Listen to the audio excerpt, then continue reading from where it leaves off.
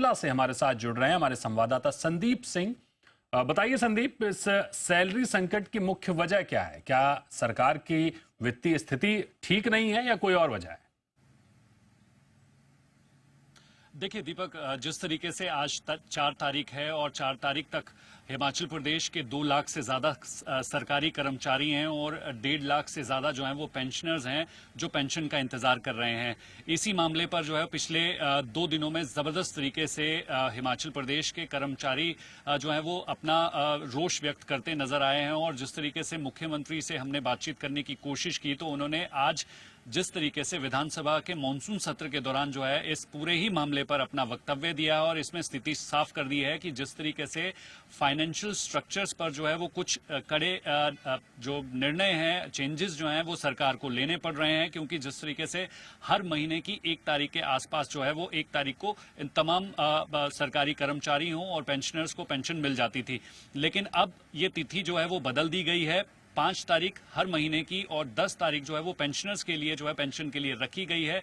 ये इसलिए किया जा रहा है कि इन 5 दिनों के दौरान जो है वो आरबीआई से जिस तरीके से जो लोन लिया जा रहा था उस पर जो है वो रेट ऑफ इंटरेस्ट जो है वो लगभग 3 करोड़ के आसपास प्रति महीना पड़ रहा था और सालाना अगर बात करें तो 36 करोड़ के आसपास जो है वो इंटरेस्ट सरकार को जो है वो इस सैलरी देने के एवज में जो है वो देना पड़ रहा था। इस आर्थिक बोझ को कम करने के लिए ये खासतौर पर निर्णय लिया गया है। मैं तफसील से बताना चाहूंगा आपको कि सैलरी की अगर मैं बात करूं सरकारी कर्मचारियों की तो 1200 करोड़ रुपए जो है वो प्रति महीना जो है वो इसका बर्डन रहता है और 800 करोड़ के करीब जो है वो पेंशनर्स को पेंशन देने के लिए हिमाचल सरकार पर जो है वो बर्डन रहता है। ऐसे में 2000 करोड़ रुपए प्रति महीना हिमाचल सरकार को फंड्स चाहिए होते हैं। और जिस तरीके से इस बार मॉनसून सत्र की शुरुआत हुई उसी दौरान प्रदेश के मुख्यमंत्री ने सदन के भीतर जो है वो कार्रवाई के दौरान ये चिंता जाहिर करते हुए बताया कि हिमाचल प्रदेश की वित्तीय स्थिति जो है वो ठीक नहीं है। लेकिन इस स्टेटमेंट के बाद की अगर मैं बात करूं तो इन 4 दिनों के भीतर जो है वो प्रदेश के मुख्यमंत्री ठाकुर सुखविंदर सिंह सुक्खू की जो है स्टेटमेंट लगातार बदलती जा रही है, क्योंकि जिस तरीके से वित्तीय हालत नाजुक की स्थिति जो है वो सीएम सुक्खू ने सदन के भीतर स्पष्ट की। 2 दिन में उनका वर्जन पूरी तरीके से चेंज हो गया। उन्होंने कहा कि अब स्थिति जो है वो इतनी खराब नहीं है।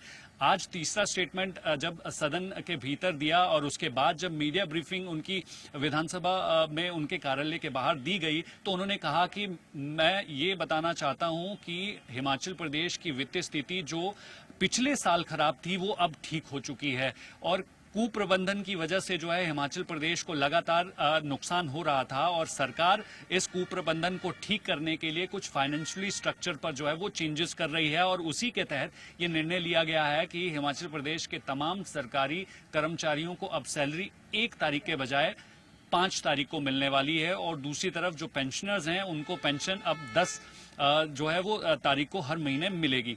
फिलहाल स्थिति ये है कि हिमाचल प्रदेश का फाइनेंशियली स्ट्रक्चर जो है वो बिगड़ चुका है।